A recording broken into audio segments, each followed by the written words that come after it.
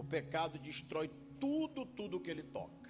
Nós falamos semana passada dos 3 batismos. Batismo do arrependimento, que é a pessoa morrer para o pecado. Falamos do batismo com o Espírito Santo. E falamos do batismo de fogo. Só que antes, olhe para cá, antes dos 3 batismos tem o pecado. Antes dos 3 batismos existe o pecado. Existe o arrependimento.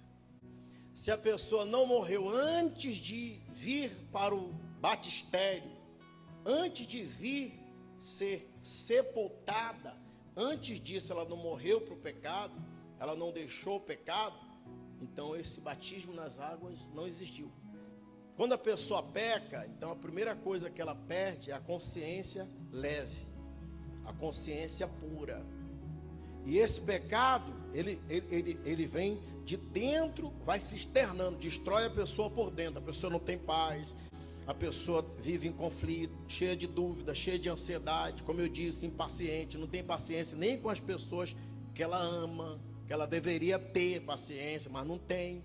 Não tem paciência com os filhos por conta da perturbação do pecado. O pecado destruiu Adão e Eva. O pecado destruiu Judas.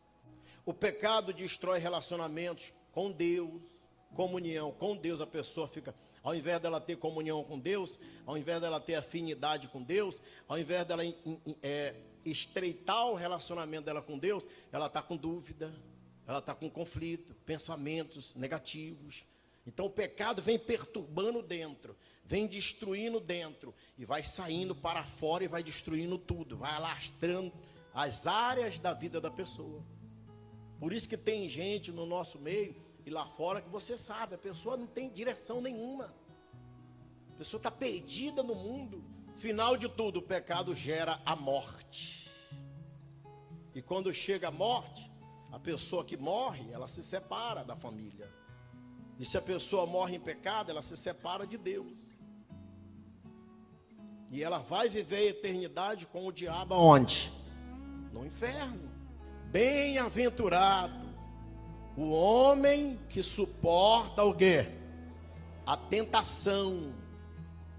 Bem-aventurado o homem que suporta a tentação. Porque quando for aprovado, fala aí, receberá a coroa, da onde, pessoal?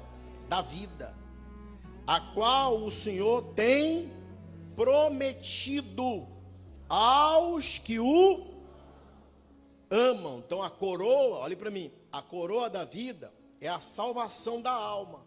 Ela pertence àqueles que suportaram tudo. Ei, tentação. Você suportou a tentação de mentir. Você foi tentado a ficar vendo pornografia, a jogos de azar, a chamar palavrões, a beber, a fumar, a cheirar. Você foi tentado a cair, se prostituir, a trair, a fazer barbaridades. Mas você foi lá e suportou. Não, meu Deus, me dá força. Se você pecar, você sabe que você está se separando de quem? De Deus. Você não vai usar aquilo que vai te matar. Ninguém sendo tentado, diga, de Deus sou tentado, porque Deus não pode ser tentado pelo mal, e a ninguém, ou seja, olha para mim, Deus não tem culpa, Deus não tenta ninguém, nós somos os culpados. Se você caiu, você foi tentado porque você ficou olhando muito para lá. Você foi tentado porque você ficou assistindo muitos vídeos no celular. Você foi tentado porque você ficou fazendo o que não deveria. Foi a sua cobiça, você ficou cobiçando, você ficou olhando muito. A sua carne se inclina muito para aquilo, você ficou alimentando. Então você cobiçou e caiu pela sua própria cobiça. Deus não tem culpa, Deus não tem nada a ver com isso. Mas cada um é tentado quando atraído e engodado pela sua própria o quê? Concupiscência, não é isso aí? Você que se batizou nas águas, você se batizou, mas você vive pecando, então você não se batizou.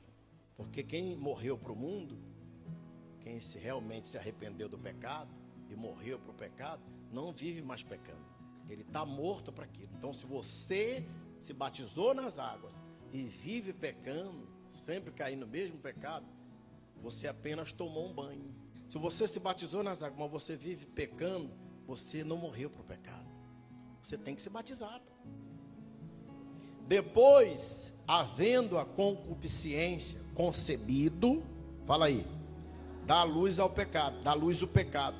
E o pecado, sendo o quê? Consumado, fala em voz alta, gera a morte, está vendo? É isso que o pecado faz, ele separa a criatura do Criador. A melhor coisa a fazer, que nós devemos fazer, é não cair em pecado. Então a melhor coisa a fazer é suportar.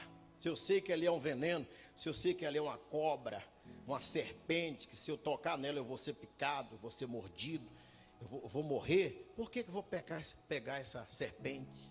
Por que eu vou tocar nessa serpente se eu sei que ela vai me matar? Que esse peca... Então não peque. Não erreis, meus amados irmãos. Amém? Pastor, graças a Deus eu estou firme. Não estou vivendo em pecado, graças a Deus. Permaneça assim, custe o que custar.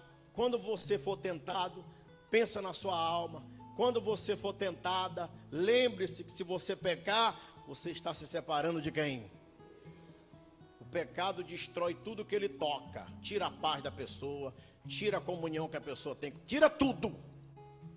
E você que está em pecado, vive no pecado, o que você deve fazer? A melhor coisa, o melhor caminho é o arrependimento. O melhor caminho para você que está em pecado, que vive no pecado, é o arrependimento. É o caminho da vida, não há outro caminho.